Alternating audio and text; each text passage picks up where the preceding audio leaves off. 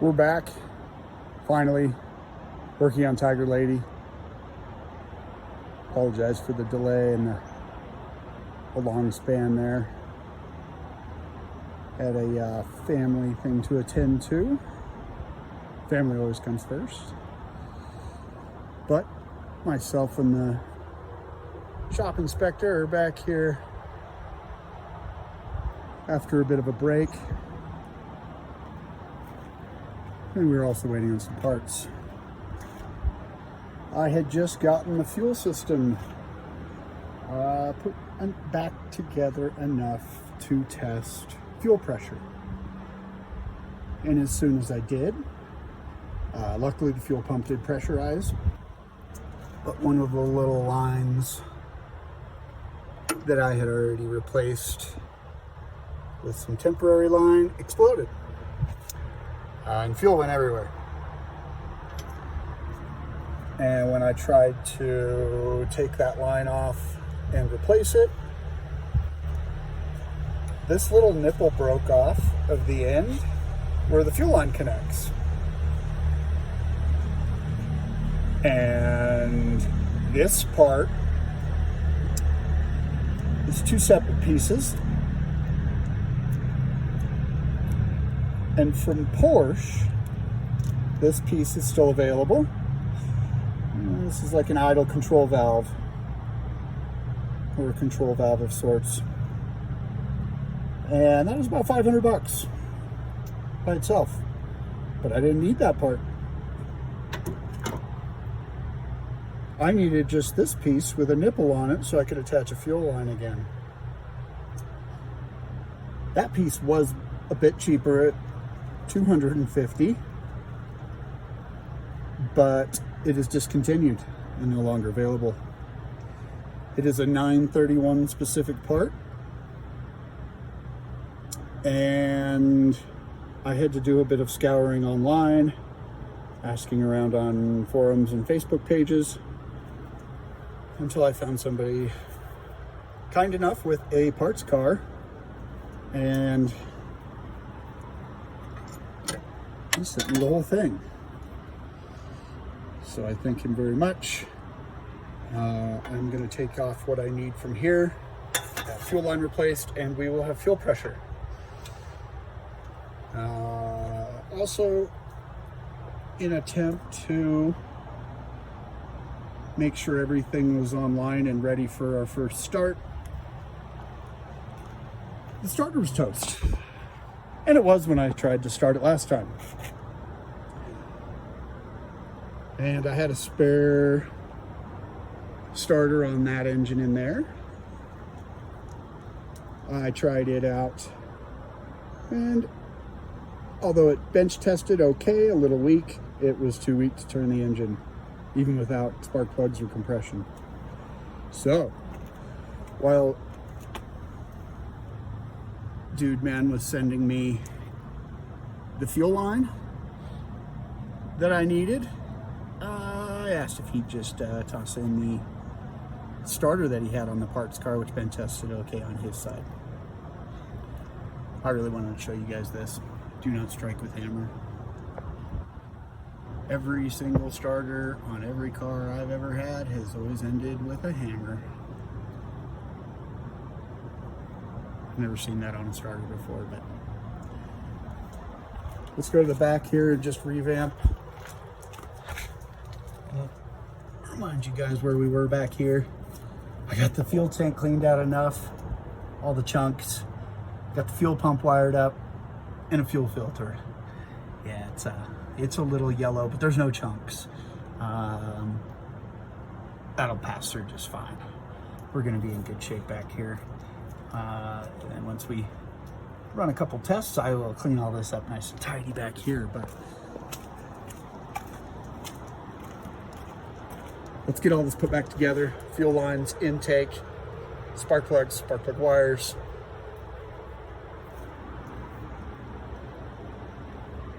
Battery.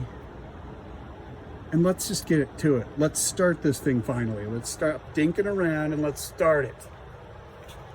Do you agree, Ollie? Do you agree? All right.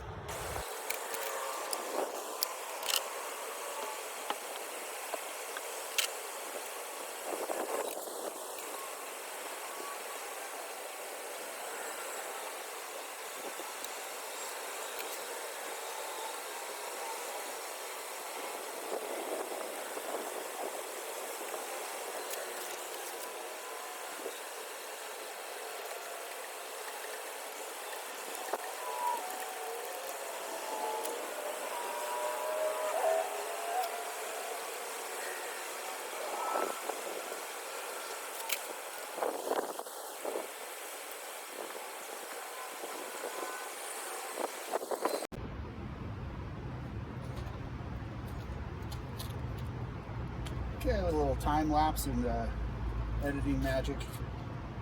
Got everything connected again. So let's revamp that. We've gone through the fuel system. We've replaced some fuel lines. We've checked for spark. We made sure that the engine is able to rotate freely by hand. And we were even able to make sure that it does rotate via the ignition, via the starter, before it finally died. But let's check one more time now that I've changed a couple things. Let's check for fuel pressure. So I'm going to get in, I'm going to turn the key.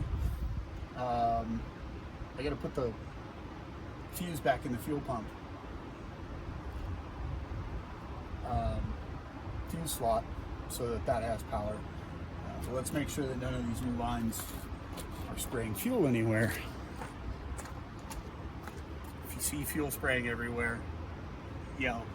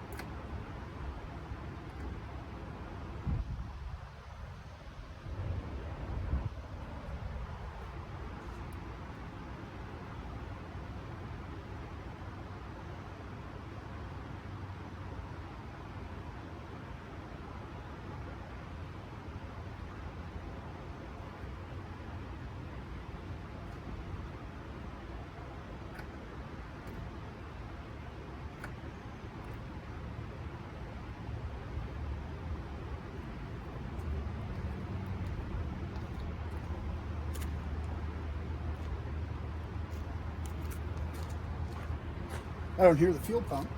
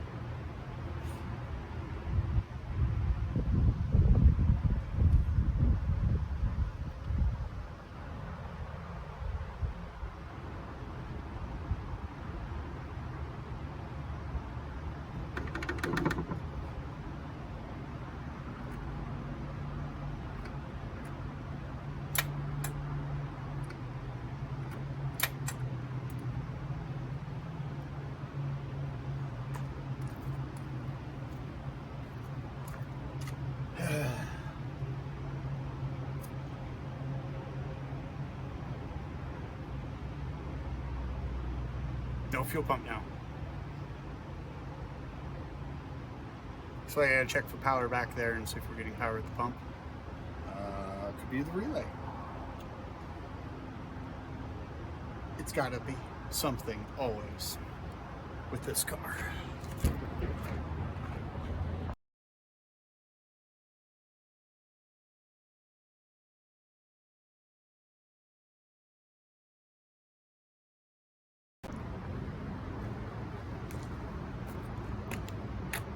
I've got everything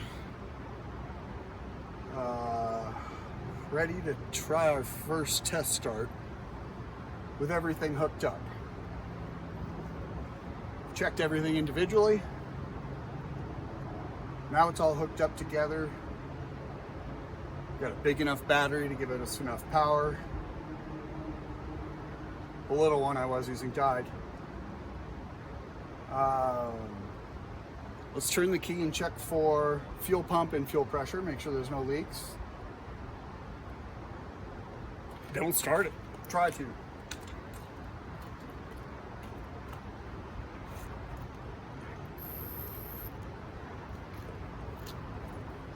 Heard the fuel pump kick on as soon as I turn the key. It's great.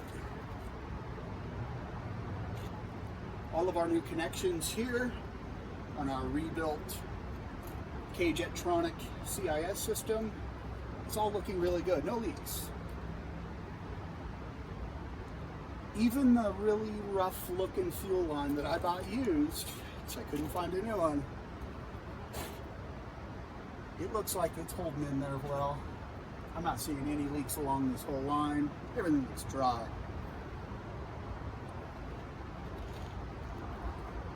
I'm going to check out back one time.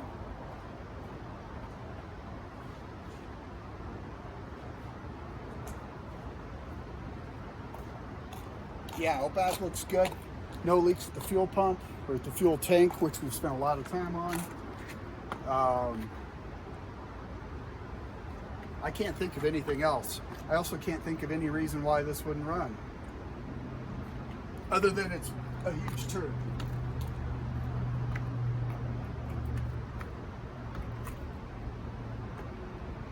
Here goes nothing.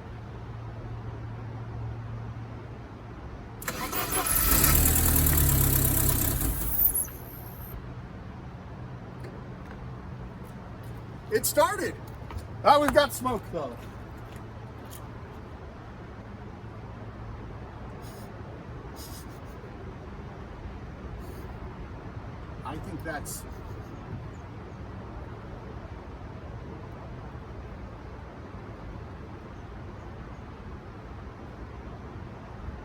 I think that's just smoke from the exhaust, from all the oil in the cylinders that I put in there. Let's make sure. That's a really good sign. It tried to start. It idled for a whole second. Maybe half a second. It idled. Kind of. Almost. We're going to run. We're going to get it to run and idle.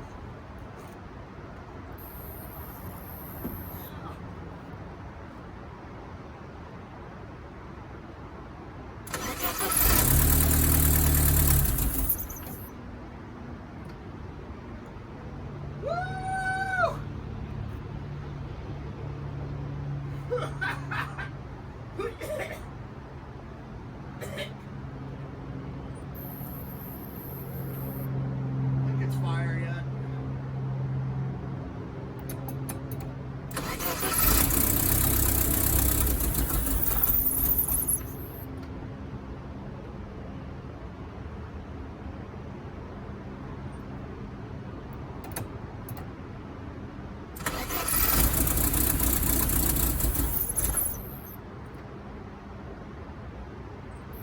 Come on.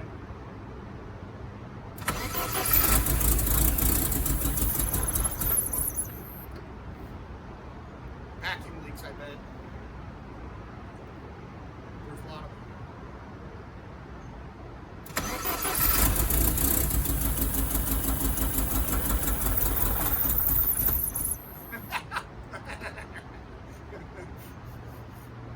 It smells great. Smell of a car that hasn't ran in 22 years.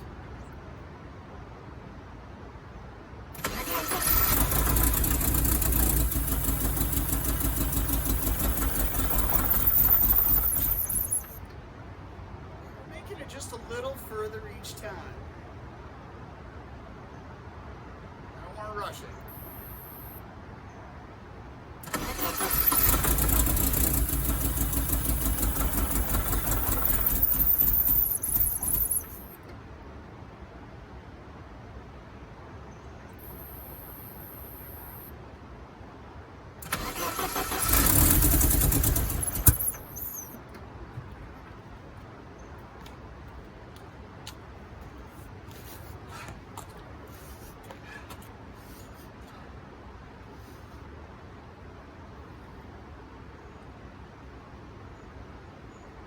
I'm looking for problems, but also other bad vacuum lines. These rely heavily on vacuum systems.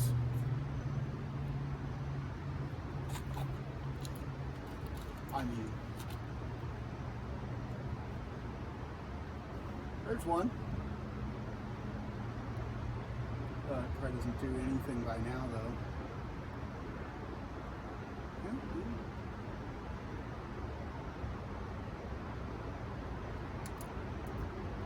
Come on.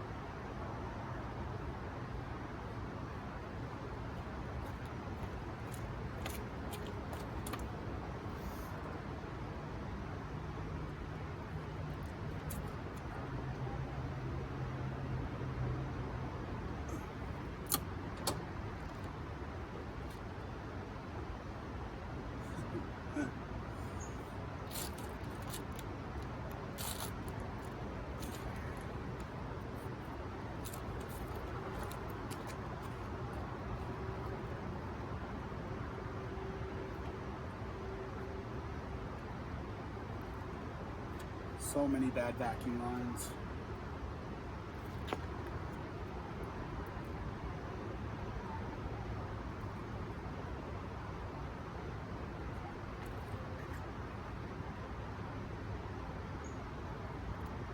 I think that's probably it. I bought my first Porsche when I was 16 for $900 off the back lot of a car lot in Texas. The reason I got it for $900 is because it would start, but it wouldn't idle or run. And the car lot didn't know why. So when I came back with some cash to make him an offer, I also came back with a roll of electrical tape in my back pocket. Made him an offer for $900. The guy said, "Get it out of here. Go get a trailer." I signed the title and I pulled out the tape.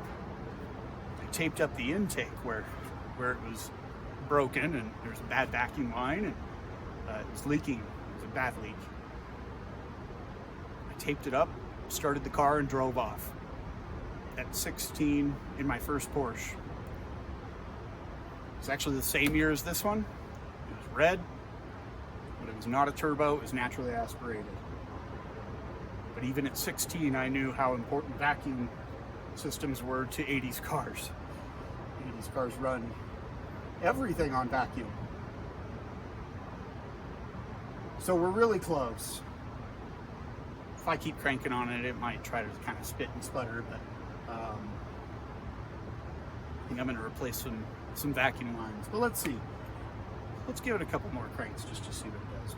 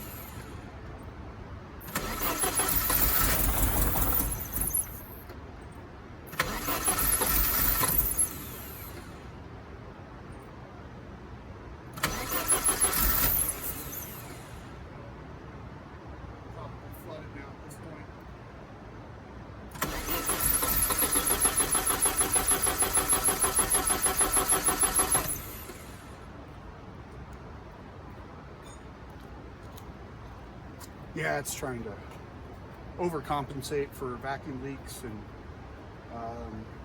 we flooded it. So I'm going to pause the video, but that's a great start. First time in 22 years roughly, based on on our Texas state inspection and registration.